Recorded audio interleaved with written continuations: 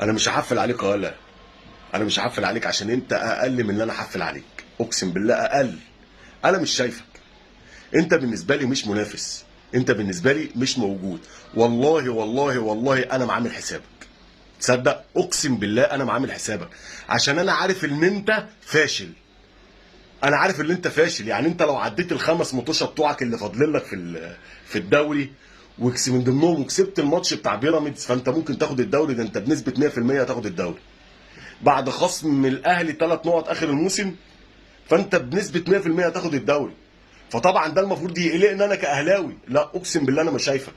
انا مش شايفك لان انا عارف ان انت فاشل وهتقع ولسه هتقع تاني. يعني انت النهارده تعادلت مع المصري زي الفل، انت لسه هتقع تاني.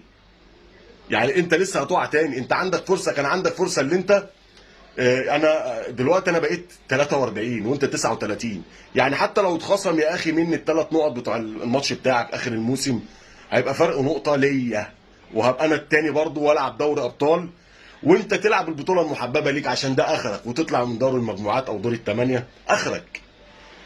فانت مش شاغلني وانا مش هحفل عليك عشان قلت لك انت مش شاغلني. انا عارف ان انت هتقع. انت كنت فاكر ان انا خايف ان انت هتاخد مني مركز تاني؟ انا عارف ان انت فاشل وهتقع يا فاشل. لو عجبك الفيديو ما تنساش متابعه اخوك الاهلاوي. ابعتها له.